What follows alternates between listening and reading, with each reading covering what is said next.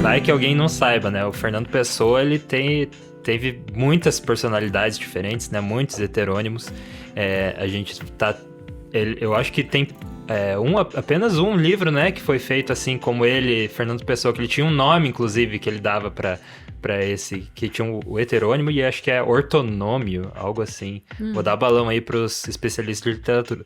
Mas ele, quando ele escrevia como Pessoa mesmo, Fernando Pessoa, tinha esse nome. Então só pra, né, vai que alguém não sabe, que ele tem vários personagens e cada um tem a sua biografia, né? Cada um tem ele construiu pra cada um a sua história, desde o mapa astral, né? Ele era muito dentro de ocultismo e tal, ele também gostava disso. E, enfim, construiu todo esse mundo, né? Que cerca a obra dele, esse mundo de personagens. Então... eu chamaria de, ao invés de personagens, personalidades autores, né? Isso, porque personagens estaria dentro do... né? São personalidades mesmo. Porque ele caracterizou esses homens, né? Ele deu data de nascimento, data de morte, profissão, o que ele passou de bom e de ruim na vida. Um dos conjuntos que ele publicou em vida foram 35 sonetos, e em inglês. Então, as primeiras publicações do Fernando Pessoa, os primeiros poemas foi aos 13 anos. Então, olha aí quem já começou a publicar adolescente. Tinha um heterônimo dele que, inclusive, só escrevia em inglês, né?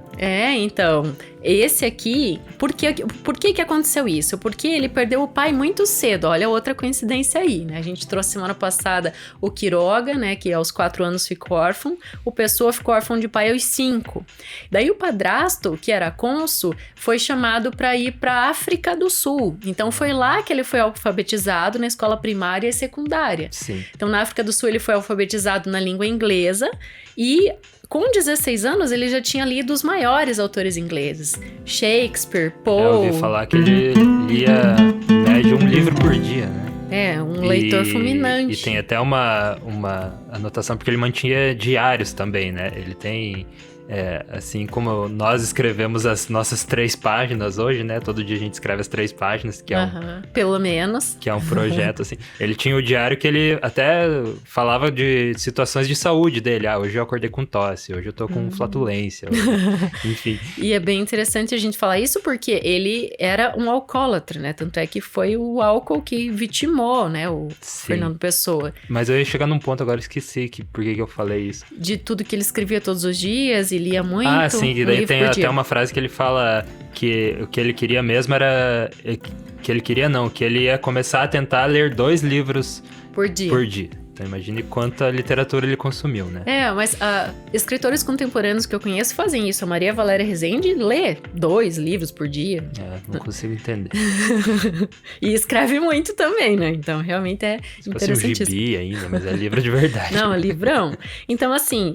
ele nasceu em 1888, no mês de junho, no dia 13 de junho, e ele morreu em 30 de novembro de 1935. Vamos falar o que rolou nesse período. Então, ele foi alfabetizado na África do Sul, na língua inglesa, escola primária e secundária.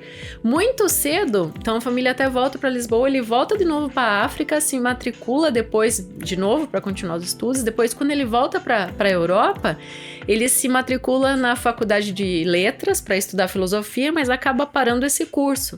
Ele acaba mesmo vivendo de tradução, né? Com 20 anos ali, ele já passou a trabalhar como tradutor para várias empresas nesse sentido, porque já lia em várias línguas.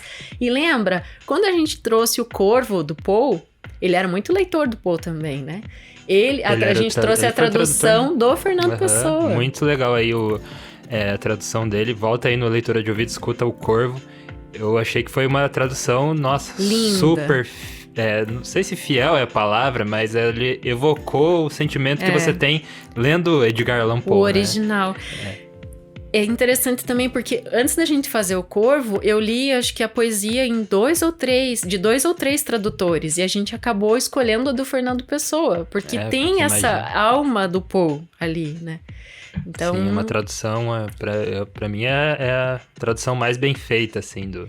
Você percebeu como com o andar do podcast a gente tem muito... É uma rede gigante que vai se entrecruzando, né? As tessituras. Tudo está ligado. Tudo está interligado. A gente interligou o Bram Stoker com o Oscar Wilde. Daí depois interligou o Oscar Wilde na semana passada com o Quiroga. Mas eu ando percebendo uma coisa, assim, que existem autores e tal, mas eu vejo que a gente quase sempre chega no Edgar Allan Poe. Que muitos autores parece não é só porque a gente gosta. Não, parece que todo mundo, né? É uma referência. Nossa, era uma referência. E o Machado de Assis, né, também. A gente sempre chega nele, assim, como então referência. Tá aí, vamos trazer o Poe de novo em breve aqui no podcast. Vamos lá. Muito bom. Tá, então continuando a carreira. Então, aos 24, já o Fernando Pessoa estreou como crítico literário. Então, tudo muito cedo. Né? O que você fez até 24 anos? Muita coisa, né? Tudo isso.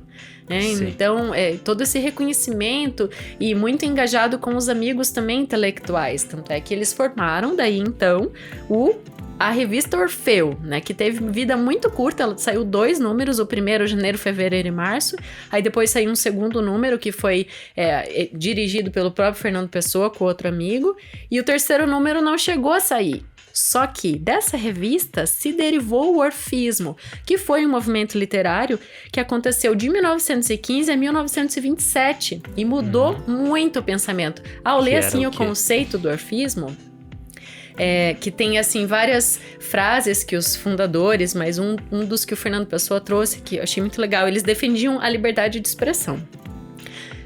Pergunto, o que estava rolando no mundo ali em 1915? História. A gente já falou sobre isso. Aquele evento lá que deu, né? Pequeno, que chamam de Primeira Guerra Mundial. Isso mesmo. Então, olha só, tava tudo sacudido, estruturas sociais e políticas, né, do mundo como um todo.